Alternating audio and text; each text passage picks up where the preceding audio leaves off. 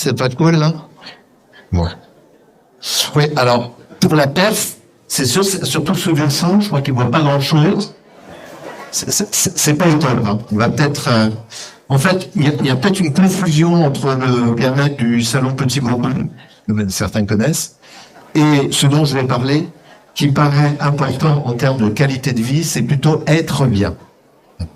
Et cet élément, ça fait quand même, je crois, 3 décennies en tant que consultant d'accompagnement de changement, en tant que formateur, que je cherche à démontrer combien le bien-être et la performance, ça va ensemble. Le bien-être peut conduire à... Sauf qu'il y a toujours un doute. Et justement, il y a longtemps, j'étais dans un laboratoire, je faisais une intervention, formation management dans un laboratoire.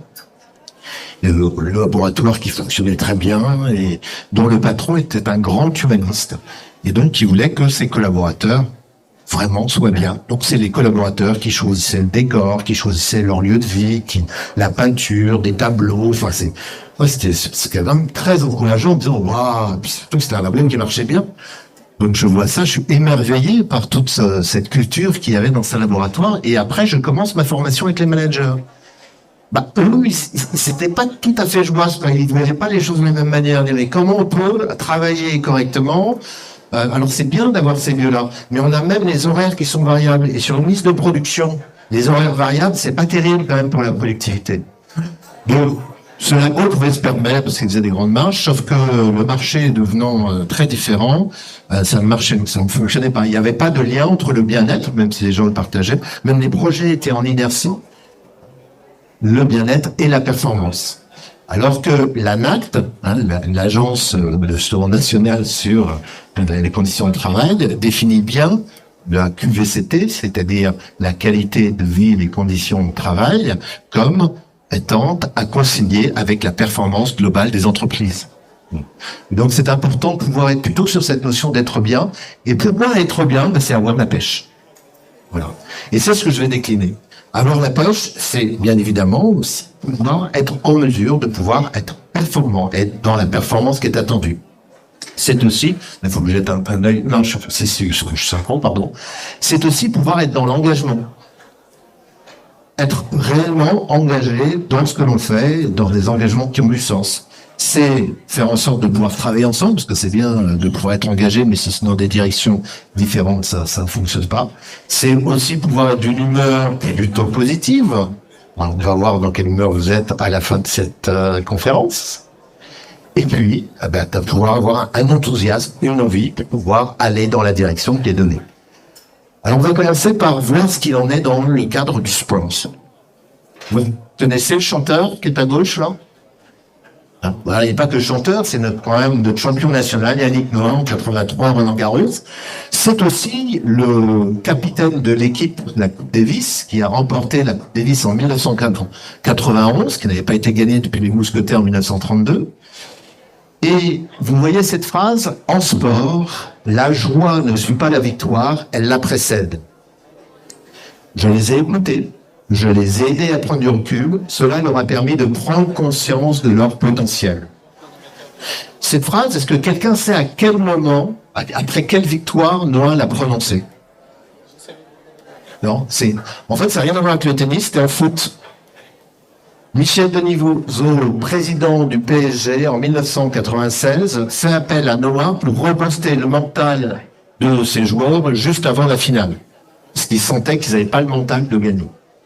Et Noah n'est pas allé dans les vestiaires en disant « Ouais, on va y aller, etc. » Ça a été mesuré, ça génère de la cortisol, c'est l'hormone de la peur. Je vous le dis, c'est pas le bon truc.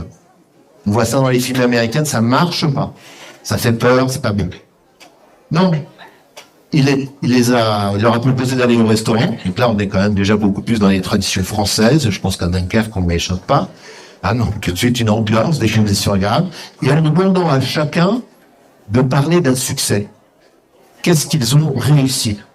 Et en fait, c'est pour ça qu'ils parlent de potentiel. Je les ai écoutés. Ils ne les a pas que écoutés, il les a fait parler chacun là-dessus. Du coup, chacun a repris confiance en soi et aussi confiance les uns avec les autres parce qu'ils s'écoutaient mutuellement. Et ils ont remporté la Coupe d'Europe des vainqueurs en 1996. Et donc, cette approche-là, sans le savoir, savoir s'appuyer sur ses forces, c'est un des outils de la psychologie positive. Hein, donc Noah, c'était Monsieur Jourdain de la psychologie positive en tant que coach, il a pu le faire. Mais ça, pour ça, on n'a pas besoin d'être expert en psychologie positive ou d'être Noah. C'est possible pour chacun dans une entreprise de pouvoir le faire avec ses équipes. Et j'ai déjà eu l'occasion de pouvoir conseiller cette pratique. Et j'aimerais que Christophe puisse en témoigner parce que c'est le mieux, c'est qu'il en parle lui-même. Donc une fois, il m'a appelé. Je dirais pas que c'est le week-end. Il avait, enfin, ouais, je vais te laisser raconter d'ailleurs. Tiens, vas-y. Le succès. C'était pas comparé. Oui, en fait, je vais pas donner de nom, hein, mais quand on a une équipe avec des gens qui sont plutôt, je vais caricaturer, différents. Il y avait des personnes qui étaient proches de la retraite, d'autres qui étaient effectivement jeunes qui arrivaient. J'avais du mal effectivement à faire participer l'ensemble des équipes, et c'est pour ça que j'ai appelé Bruno, parce que effectivement il avait quelques outils qui me permettaient effectivement de faire en sorte que les gens allaient participer et travailler ensemble. Ça, c'est effectivement une des choses qu'on a travaillé ensemble. Et qui m'a permis sur ce monsieur, alors je sais pas si je vais parler des post-it. Le post-it, c'est super. Le post-it, ce monsieur, je ne citerai pas de nom, systématiquement, quand on venait à une réunion avec du brainstorming pour savoir, j'avais l'habitude de faire un truc hyper traditionnel, les post-it, vous savez, donnez-moi vos idées sur vos post-it, etc. Ce monsieur, il prenait un post-it à chaque fois qu'on faisait les paquets, et il mettait le post-it sur la table. Il y a trop de réunions. Première réunion de brainstorming, je venais d'arriver sur le site, super, trop de réunions, donc je prends. Deuxième réunion, il y a trop de réunions avec son post-it. Là, j'ai dit, c'est pas possible, c'est là où j'ai appelé Bruno, j'ai dit, là, faut que tu m'aides, parce que j'y arrive pas. Et effectivement, en mettant en place quelques outils qu'on a travaillé ensemble sur la psychologie positive, il est arrivé avec une pile de post-it. Après, je vous assure, c'est vrai. Et ça permet effectivement d'ouvrir et de permettre l'expression, en tout cas, et en se mettant, en tout cas dans cet exemple-là, de mettre des gens en collaboration et travailler en commun, comme effectivement on a pu le dire. J'arrête ça par... Ah oui, non, sinon, t'as un quart d'heure. Ouais, non, vous allez le prendre quand même. Je suis un peu invité. Merci, Christophe. Et alors, ce dont je vais parler, c'était de pouvoir faire parler notamment des succès d'abord. Autrement dit, mettre les personnes en conditions constructives. On ne se souvient pas des succès. Et ça, chacun d'entre vous pouvez le faire. Je le fais même avec mes enfants. Alors, ils sont grands, vous en avez. Il y a un vidéaste freelance qui est ici, et je faisais l'erreur de donner des conseils. Bon, heureusement, je suis coach, de temps en temps, j'utilise d'autres outils, et une fois on déjeuner ensemble, il me parle de sa prospection. Parce qu'être freelance, c'est savoir prospecter, etc. Et au lieu de dire, tu devrais faire ceci, cela, etc., avec mes 30 ans de freelance, non. J'ai fait en sorte de lui dire comment tu as fait, comment ça s'est passé, enfin, d'être dans le questionnement, qu'est-ce qui marchait pas, du coup, comment tu as réagi. Inviter l'autre à être conscient de ce qu'il a réussi, de ce qu'il pourrait faire autrement. De façon à ce que ça reste un souvenir de succès et que ça donne envie de continuer. Et la façon dont Maximilien l'a fait est certainement différente de la façon dont moi je le faisais il y a 30 ans. Et ce qui est important, c'est la réussite par rapport à ce que l'on est, en fonction de ce qu'on est. Donc s'appuyer sur ses forces, c'est ce que je vais vous proposer de faire. C'est pour ça que j'ai fait circuler des papiers, il doit rester des papiers, des crayons. Je vais vous proposer de faire un exercice extrêmement contraignant à cette heure-ci, d'écrire 3 fois votre prénom avec la main habituelle. Genre, vous avez des petits papiers de brouillon, si vous faites signe, je sais pas où ils sont, hein, j'ai fait circuler. Écrivez, s'il vous plaît, 3 fois votre prénom, ça va être plus ou moins long selon les personnes, avec un papier et un crayon. Ils sont où? J'ai fait passer le trou, tout le monde n'a pas de papier, de crayon? J'étais tellement organisé pourtant. Qu'est-ce qu'il a gardé? Vous l'avez, ouais? Mais si vous avez des brouillons, faites-le. Ok? Ensuite, je vous invite à faire la même chose avec l'autre main. Eh ouais, il y en a qui s'en doutaient. Hein. On a jusqu'à midi, hein, vous avez 15.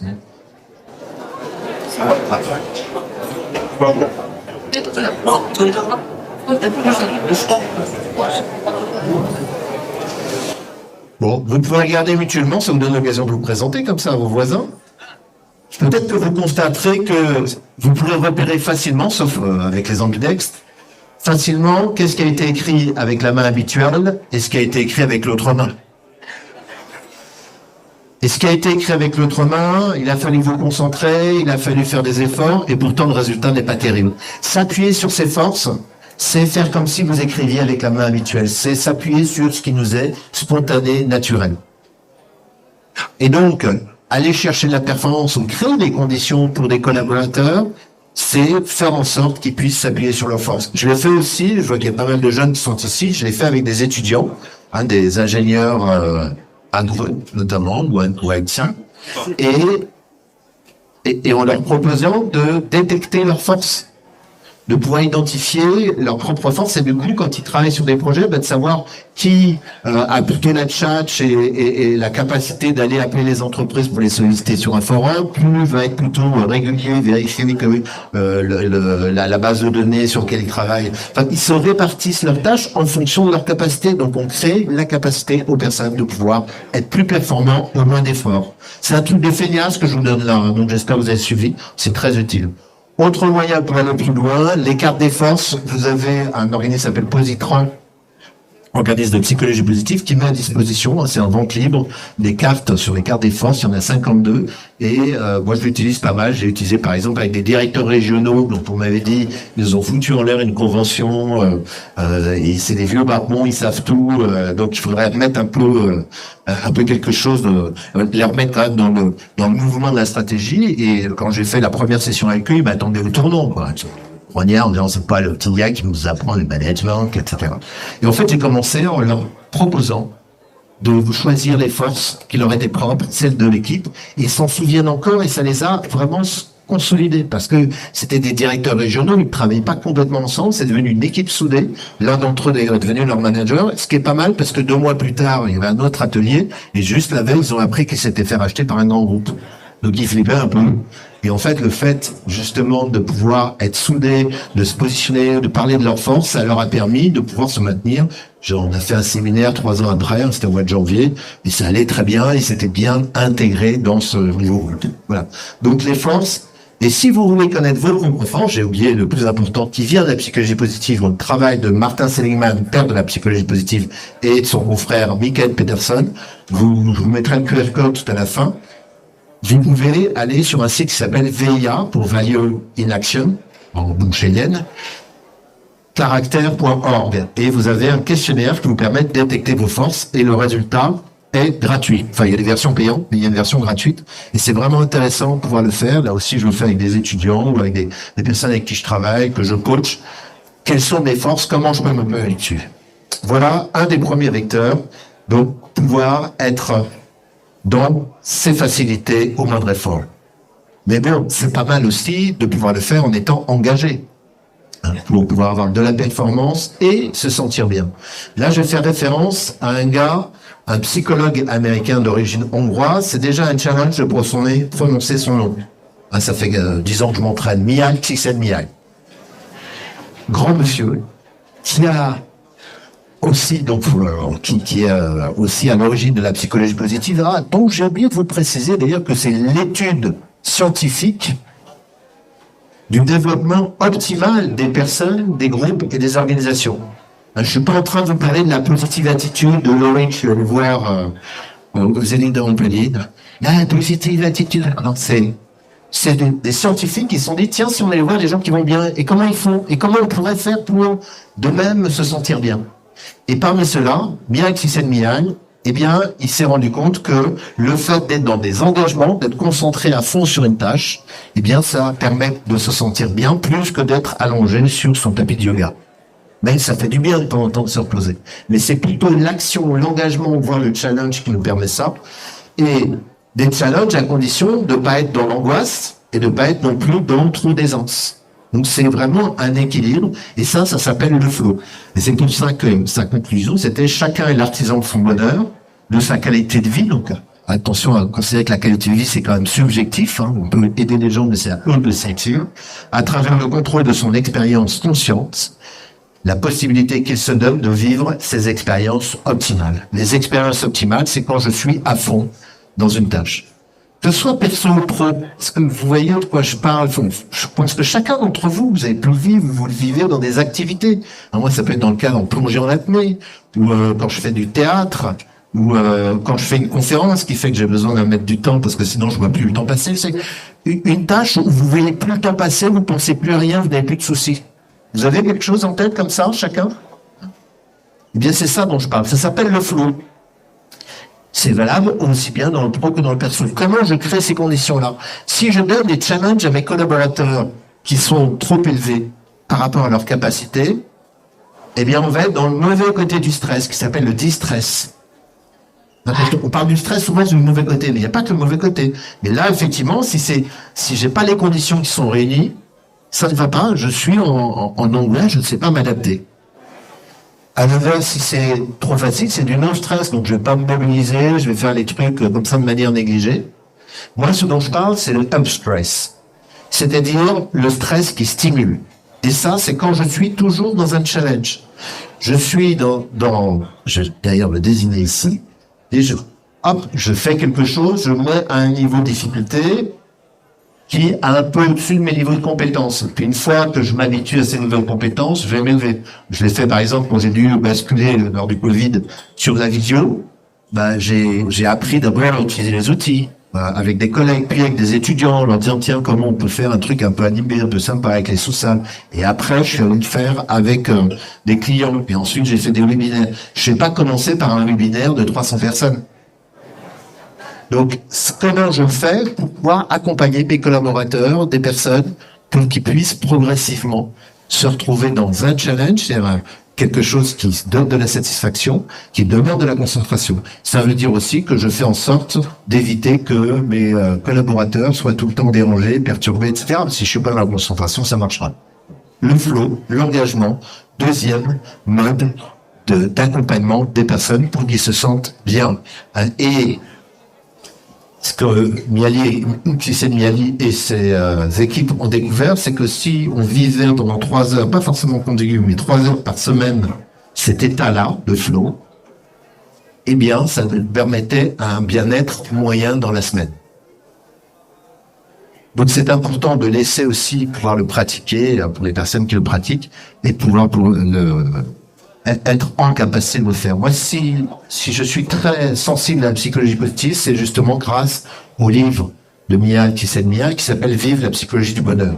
À l'époque où je l'ai lu, en fait, j'étais dans un grand groupe RH, manager d'une filiale.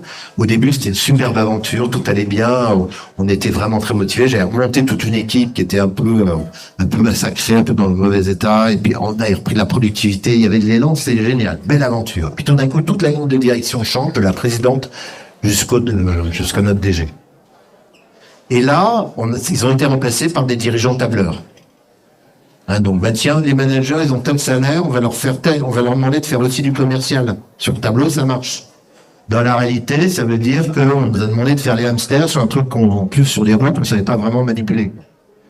Et le résultat, je me retrouve, au bout de 6 mois en vacances, j'étais complètement HS. J'avais arrêté mes activités flow, ça n'allait plus, et j'étais vraiment en mauvais état. Je lis ce bouquin, et je me dis, faites des 3 activités, c'est pareil. J'étais dans un endroit où on pouvait faire plein de trucs. Donc, j'ai fait du clown, c'est vous verrez, de l'impro, j'ai fait de la méditation, ça vient de mon tapis, du yoga, enfin plein de choses comme ça.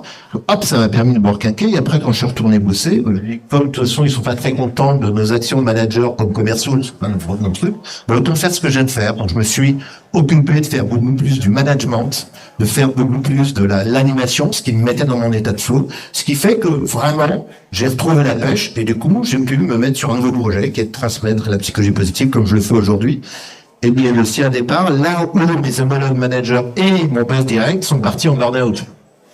Donc, je me suis vraiment bien aidé à pouvoir m'intéresser à ce sujet-là. Là, j'ai pas vu que j'avais passé à l'autre image, donc vous en fichez de ce que je raconte, c'est l'avion qui vous intéresse? Pardon. Faut me le dire quand je fais des trucs bizarres comme ça. Mais je suis tellement dans mon flow. 3e volet, donc sans transition, puisqu'il y a depuis un moment, on va regarder le domaine de la conquête de l'air. Petite question, vous avez le temps d'y réfléchir. D'après vous, qui a dit cette phrase? Il est possible de voler sans moteur, mais pas sans connaissance ni compétence. Est-ce que c'est Samuel Langlais? Vous levez la main pour dire oui. Eh ben non. L'homme s'adapte. Faut que j'arrête de... Bref. Alors, c'est Clément Ader, on pourrait croire que c'est lui, parce qu'il est plus connu en France. En fait, non, qu'est-ce qui s'est passé? C'est effectivement Rainbow Wright, l'un des frères Wright. Pourquoi je vous parle de ça? Parce que les frères Wright se sont distingués en étant capables, les premiers, de réussir un vol à moteur maîtrisé. L'anglais, il était parti favori. Il a eu $70,000. Il a fait une plateforme. Il est allé chercher des ingénieurs pour faire un gros moteur. Il a fait un gros plouf. Parce qu'il a fait une plateforme sur l'eau. Et donc tout son argent, en forçant les gens, en leur mettant la pression, ça fait plouf. Clément Ader, on dit que c'est le premier à avoir volé. Il avait effectivement, c'était un bon ingénieur motoriste, mais il n'avait pas bien compris. Il avait fait une chauve-souris, ça marchait pas bien, et en fait, c'était pas du tout maîtrisé son vol. On est un peu chauvin, mais c'était pas valable. Pourquoi les frères Wright ont été reconnus? Eux, ils ont pris le temps d'étudier les forces de l'air, de comprendre l'importance. Ils ont fait des maquettes en soufflerie, ils ont fait des différents appareils jusqu'à arriver à un planeur qui fonctionne. Et après, ils sont allés chercher un gars qui pouvait faire un moteur en alu très léger. Autrement dit, ils ont fait en sorte de pouvoir aller chercher des personnes qui, ensemble, allaient dans la même direction. Cette fois-ci, il n'est pas passé l'avance. Donc la coopération, c'est la troisième branche dont je vais vous parler, après les forces et après le flow, donc après la performance et après l'engagement, il est important de voir comment fonctionner en coopération. Je vous parlais du flow individuel, de l'expérience optimale, eh bien il existe aussi le flow collectif. Le flow collectif, c'est bien ça. Il y a une doctorante, alors, j'ai mis son nom parce qu'à chaque fois, j'ai un peu de mal, Milia Sinessa, ça fait pas 10 ans que j'apprends son nom, elle est plus récente, qui, dans l'université psychologique Descartes, étudie ce flow collectif. Et ce qu'elle a déterminé, c'est qu'il y a 2 critères. Dans ces 2 critères qui déterminent les équipes qui sont vraiment performantes, il y a le fait qu'ils sont tous orientés, on vient de le voir, vers un objectif ambitieux, et aussi, c'est important que ce soit une équipe soudée. Donc comment je peux créer ces conditions-là pour que les personnes aient à la fois du sens et en même temps sachent que l'on attend d'eux et soient valorisées par rapport à ça? Eh bien ça, on le fait au travers d'une ambition. Là, par exemple, c'est ce que j'ai pu voir dans une organisation qui a vraiment vocation de responsabilité sociétale, qui était sur un marché très florissant pendant 30 ans, et je suis intervenu sur une unité de plateforme de logistique parce que malheureusement ce marché s'est cassé la figure, et donc là, il y a besoin de pouvoir réduire les coûts. Et quand je suis arrivé là-bas, très beaux entrepôts, très beaux bureaux, des salles installées, des bureaux magnifiques, ergonomiques, vraiment des belles conditions de travail, comme on peut les imaginer. Baby food, café gratuit, réfectoire, tout ce qu'il faut. Alors, je dis, waouh, c'est pas des belles conditions, hein, ils ont vraiment mis les moyens. Oui, mais en termes de performance, on n'y était pas. Peut-être parce que le mot productivité, c'était un gros mot. Il ne faut pas parler de productivité. Donc, les salles de pause étaient tellement confortables qu'il y avait quand même des rallonges sur les pauses. C'était un peu l'Eldorado des représentants sociaux. C'est le directeur qui était un responsable d'exploitation nommé directeur, peut-être un peu jeune et pas assez trapu. Il n'a pas su prendre ce virage-là. Donc, il mettait une parapluie, il ne se passait rien. Il y avait une inertie. Et les managers de proximité avec qui je travaillais, ils se retrouvaient bien coincés. Jusqu'à ce qu'on mette un directeur avec une vraie expérience et qui vient de l'extérieur et qui a pu redéfinir effectivement quel était l'objectif. Donc un peu l'objectif, c'est de pouvoir aller vers l'utilisation des ressources des process. Mais ça, c'est ce qu'on veut pour la collectivité. Et qu'est-ce qu'on attend de chacun? Donc ce que je vous invite aussi, c'est pas vous contenter de dire il faut plus 10%, plus meilleure qualité, etc. Il s'agit pas simplement de mettre des indicateurs, mais toujours l'accompagner de qu'est-ce que j'attends des collaborateurs. Et puis de pouvoir dire comment on va faire pour pouvoir les accompagner. Et le deuxième volet, c'est avoir la capacité, effectivement, de développer une nouvelle culture en s'appuyant sur des personnes responsables, engagées et rigoureuses. Et donc pouvoir les décrire, avec effectivement un directeur qui a su remettre du cadre, ce qui n'empêchait pas de jouer un peu de foot avec les gars. Ce qui est pratique, parce qu'on sait détecter qu'un type était quand même depuis 3 ans en CDD, sans basculer en CDI, parce qu'il avait un volume un peu important, donc on ne voulait pas le passer, alors c'était quelqu'un de très impliqué avec des résultats. Au-delà de ça, l'avantage de faire des baby-foot avec eux, c'est que ça lui permettait à la fin de la pause, il dit, bah tiens, là, on y retourne gentiment. C'est-à-dire il savait avoir la souplesse de pouvoir remettre du cadre, donner du sens, et de redonner confiance aux managers qui ont pu effectivement changer leur façon de fonctionner, aller sur le terrain. Et ça se transforme comment ça? Ça veut dire que sur le terrain, j'y suis retourné il y a pas longtemps. Cette aventure a commencé il y a à peu près un an et j'y suis retourné la semaine dernière. J'ai vu que sur le terrain, au lieu que les managers de proximité et la boule au ventre, n'osant rien dire, rien faire, etc.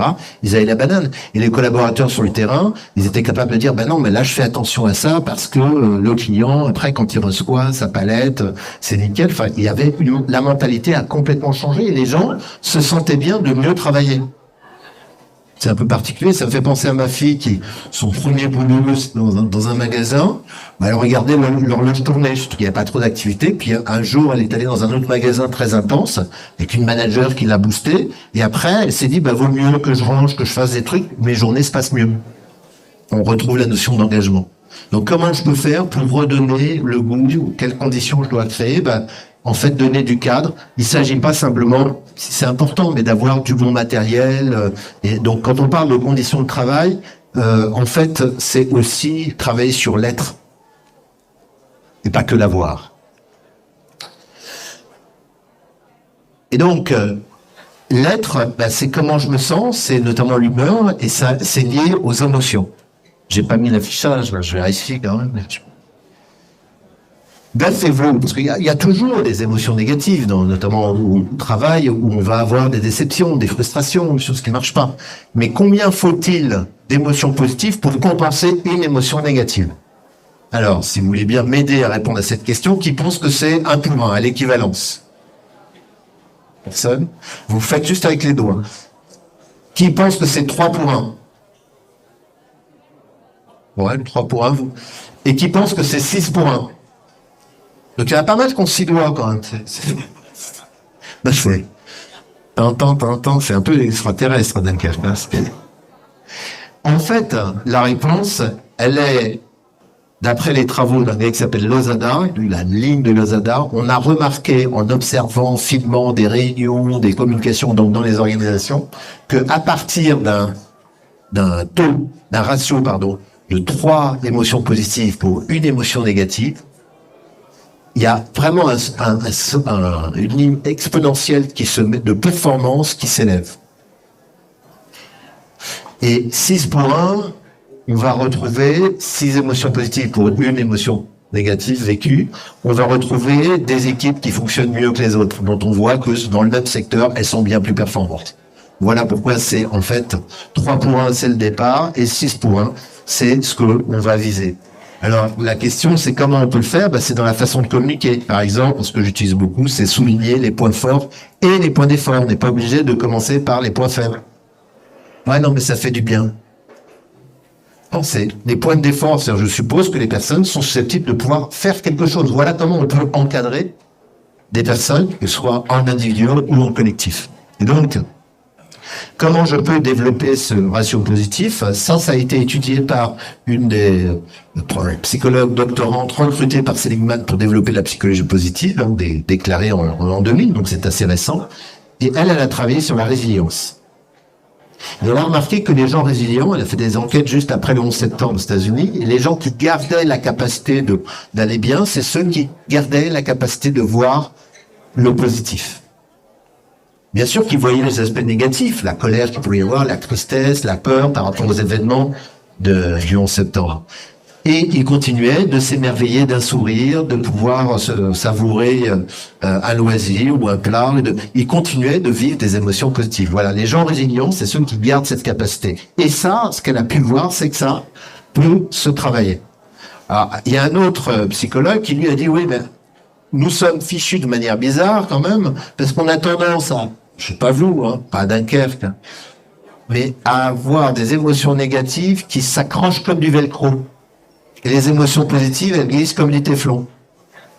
Voilà, je suis tranquille en voiture en train de discuter avec les enfants, c'est sympa. Tout d'un coup, quelqu'un me fait une coupe poisson, je commençais à râler, à ruminer, et ma journée est foutue. Non, pourquoi?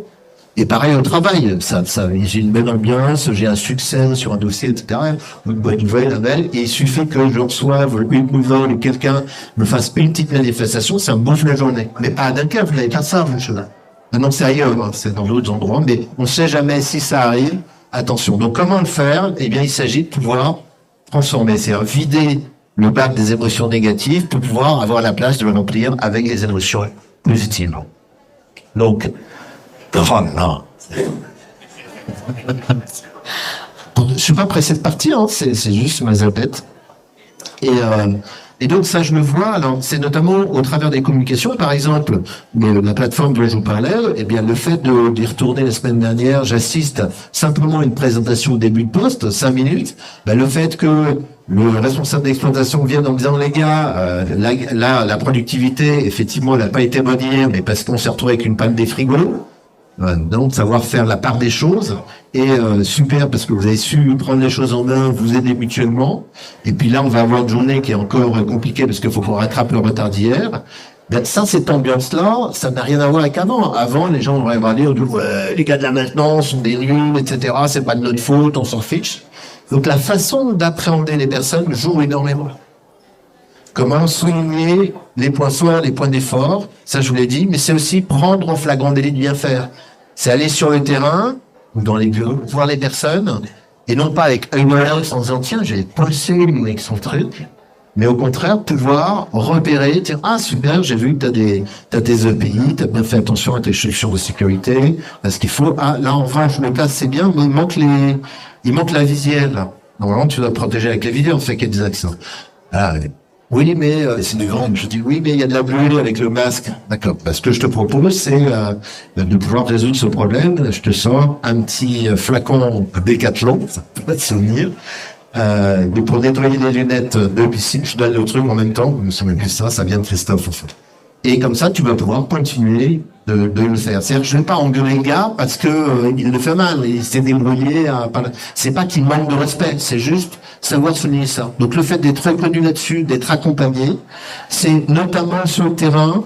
Ça m'a été donné justement aussi par un gars de chez Le Sieur, François, responsable de prod. Il va sur le terrain en se posant la question de savoir si ces gars, SVP, est-ce qu'ils savent, est-ce qu'ils savent pas?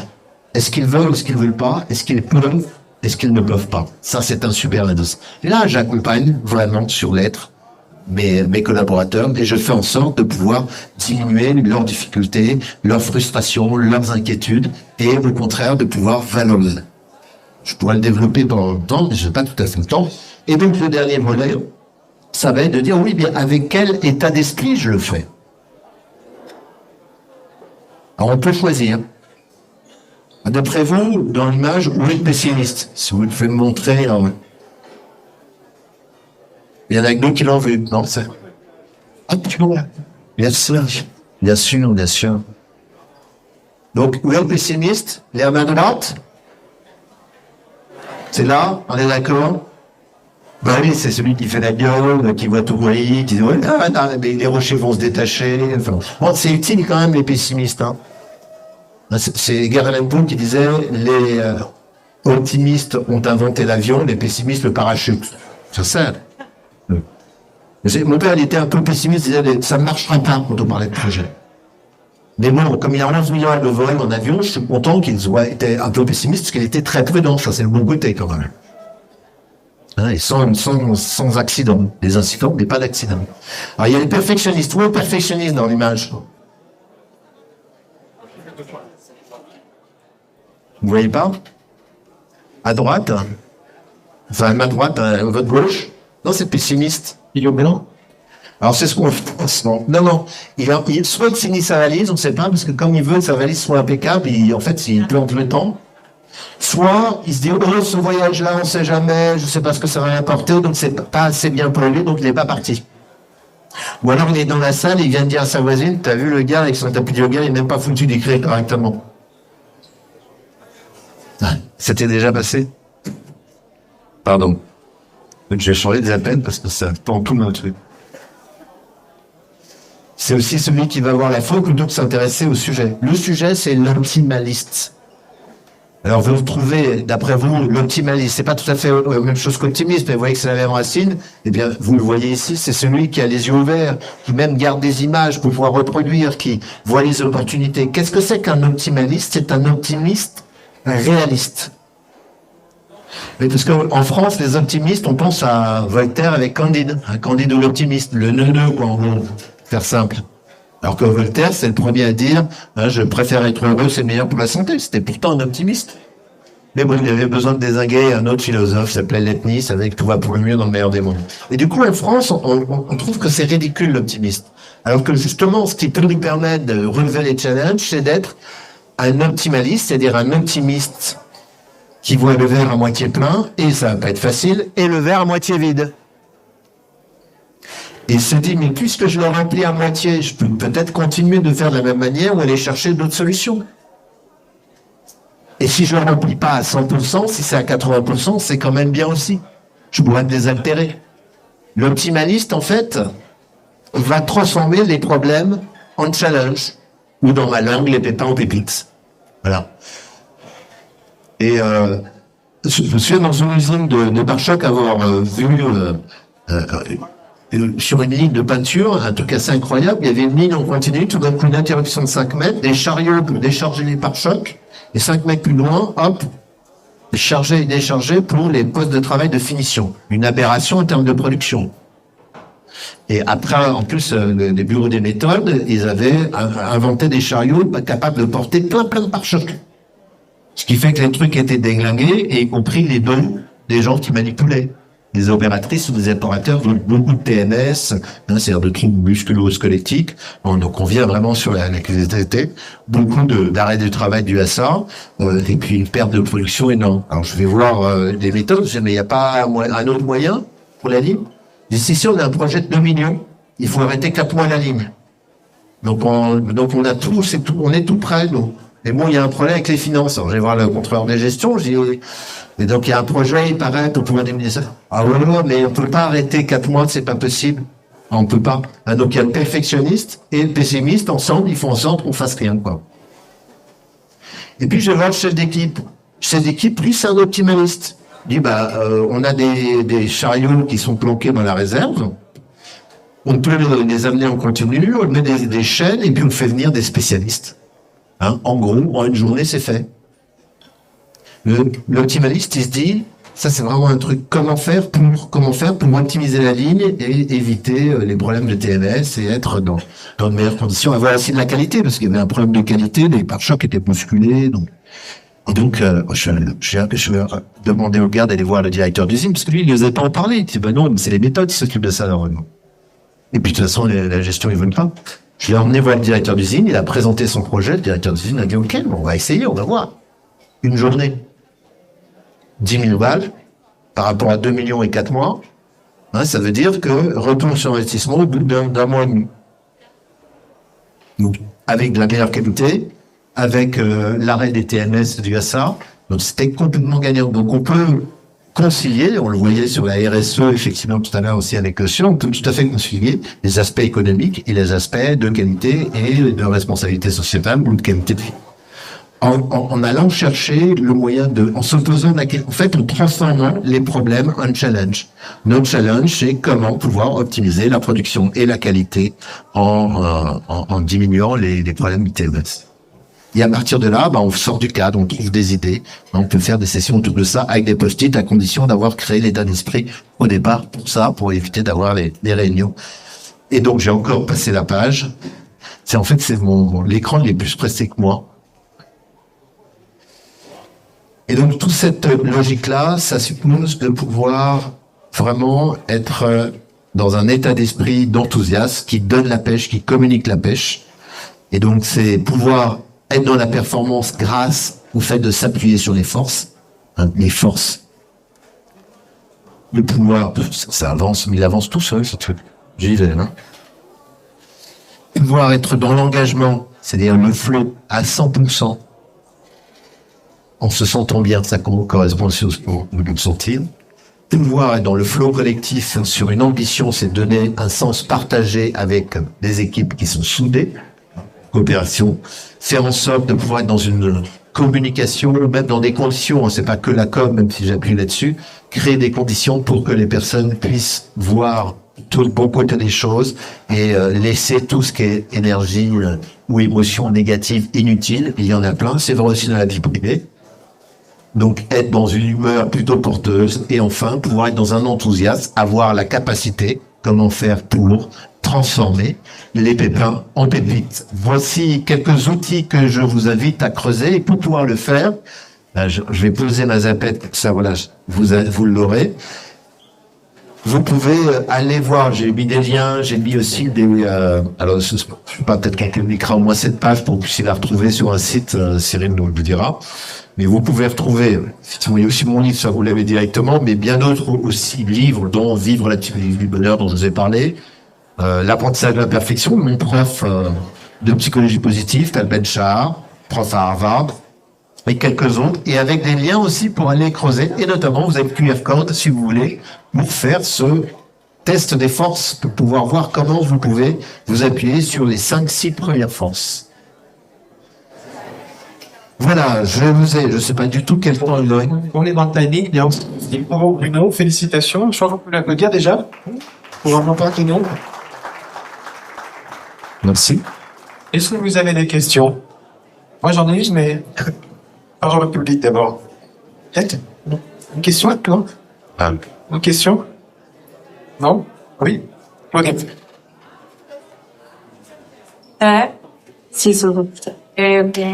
Alors, quand on est dans sa posture de manager et qu'on fait face à un collaborateur qui serait plutôt dans la catégorie pessimiste, sachant qu'il y a des gens qui parlent naturellement, vont être plus pessimistes que d'autres, donc est-ce qu'il faut l'aider déjà à changer son mindset, parce qu'il faut le laisser tranquille, parce que c'est pas notre bon, et proche, c'est pour ça que Faut le mettre comme ça, un vertical, non? Comment on l'approche sans être bisounours? Ah oui, il y a toujours cette crainte du bisounours. Alors, le bisounours, en anglais, c'est c'est prendre soin. Déjà, c'est pas faire des bisous, il y a une nuance est importante. Ensuite, je sais pas les bisounours, mais c'est le pessimiste. Est-ce que c'est solo ou est-ce que c'est en collectif? En collectif, fais attention à ce qu'il ne contamine pas les autres. Pour moi, l'optimalisme va être contagieux. Ça attire quand même les gens qui sont optimalistes, donc on va être plus attractif. Les gens qui sont plombants, qui voient le mauvais côté, etc. Il y a différentes tactiques, chacun son style. Moi, le mien, c'est d'aller dire, non, c'est encore pire que ça. Enfin, moi, je vais voir le pire du pire, quand même.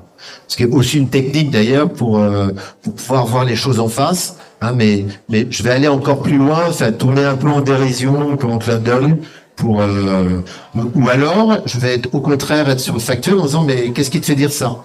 D'après toi, combien il y a de chances que ça arrive? Il faudra prendre un exemple concret, je sais pas si t'en as une, mais pouvoir challenger la personne sur les factuels. C'est le principe en analyse de risque, ne pas confondre le danger et le risque. Le risque étant l'exposition au risque. Donc effectivement, il y a peut-être des choses graves qui peuvent arriver, mais quel est le risque ou au contraire, comment faire pour limiter l'exposition au risque? Donc je vais revenir sur comment faire pour justement éviter ça. Et quand même ne pas confondre un danger et un risque. Je sais pas, ça répond bien. Autre question? Oui. la psychologie positive, elle vient des États-Unis. C'était des psychologues américains. Et par rapport à la mentalité française, comment peut-elle être parce que c'est un peu le problème. On n'a pas du tout la même mentalité. Ouais. Oui, Seligman avait été interrogé sur le sujet. En France, on aime bien être cynique, ça fait intelligent. Et encore une fois, les optimistes, c'est des neuneux. Alors, il y a cette confusion avec positif. C'est pour ça que je l'ai redéfini. C'est plutôt optimal que positif. Ça a été, donc, avec ce côté américain dont on peut se dire, ouais, c'est n'importe quoi. Donc, oui, il y a beaucoup d'Américains qui sont penchés, mais il y a aussi des Français. En France, vous avez, alors, pas la Française d'origine, mais c'est Ilona Boniwell qui est monté le Centre européen et français de psychologie positive, mais qui est une chercheuse qui travaille beaucoup sur l'éducation positive. Il y a Martin Crum, il y a aussi à Grenoble Rebecca Shankland qui a écrit un livre sur le pouvoir de la gratitude, c'est sur la psychologie positive et qui enseigne. Il y a plusieurs DU sur ce sujet-là. Voilà, il y a plusieurs personnes en France, je ne sais pas tous citer, mais qui travaillent sur ce sujet. Effectivement, notre spécificité, c'est le regard un peu intello Ça fait mieux d'être triste, de pas être bien. Enfin, voilà, il y a une espèce d'image comme ça, et je me rends compte parce que moi je n'étais pas à l'origine, hein, donc optimaliste, mais je me rends compte combien combien en face on risque d'avoir des gens qui disent mais qu'est-ce que c'est que ça. Et puis, alors, ce qui est intéressant d'entendre, c'est les critiques légitimes de cette injonction à être heureux ou à être positif. Et là, je suis d'accord. Il faut pas que ce soit une injonction. C'est pas la positive attitude. C'est pas il faut que vous soyez positif. Surtout pas. C'est quelles sont vos forces, quels sont vos succès, comment vous pouvez réussir ce que vous avez déjà réussi, ou comment vous pouvez profiter. Hein, c'est l'optimaliste, c'est ça. Il va dire c'est pas un échec, c'est une expérience. C'est une question de regard à 180 degrés. Et moi, je suis d'origine ashkénaze, juif de l'Est, et protestant, ashkénaze d'un côté, protestant de l'autre. J'étais pas du tout destiné, même si je suis en plus français, à être optimiste. Hein, c'est une mentalité, quoi. Donc voilà, il faut pouvoir évangéliser et dire combien ça apporte, combien c'est une façon de résoudre des difficultés que nous avons avec des contraintes qui sont de plus en plus fortes. C'est d'être dans un état d'esprit de comment je fais pour. Donc l'optimalisme, pour ça que je termine là-dessus, pour moi c'est vraiment une attitude. Alors ça se développe aussi. Il y a un exercice qui s'appelle le journal de gratitude que j'ai fait pendant 1 an, c'est de tenir un journal sur les bonnes choses qui m'arrivaient chaque jour en me disant mais comment je peux le prolonger. Et ça m'a permis d'avoir, j'ai pu vous en faire, d'avoir une gymnastique, de savoir transformer les difficultés. Je me suis retrouvé l'autre jour dans une salle, il y avait l'écran ne marchait pas, il y avait des choses qui sont pénibles, donc de pas rester ancré là-dessus et de dire bon ok, comment je vais faire. Bon, j'étais un peu long dans ma réponse, pardon, mais est-ce que j'ai au moins répondu en partie, Léo?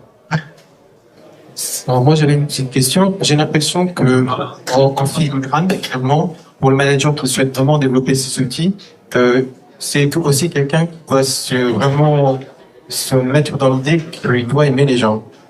Est-ce que je me trompe? Prendre des glaces. Ah.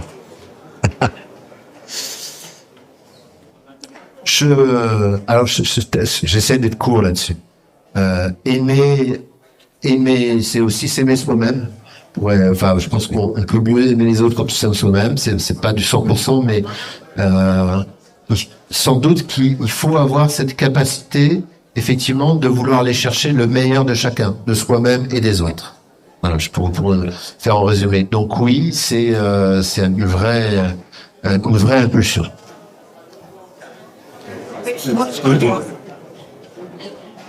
Moi, j'aimerais citer Juliette Funès, parce que je suis assez adepte. Et elle dit souvent, être manager, c'est pas une condition, c'est une compétence. Oui. Elle dit aussi que les coachs, c'est du bullshit, c'est un métier bullshit, je crois. Hein, si je me souviens bien. D'accord.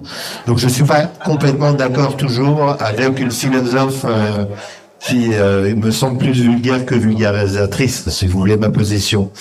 Bah, après, elle dit que c'est débile, les formations et les bullshit. Les bullshit je l'ai entendu sur une émission au quotidien, vous regardez. Donc, je préfère des philosophes comme Charles Pépin, comme Frédéric Lenoir, qui me semblent avoir vraiment, sans chercher la provoque, approfondi. Moi, j'ai plutôt de mal alors peut-être qu'il faudrait que je lise d'abord Jacques Lecomte, qui est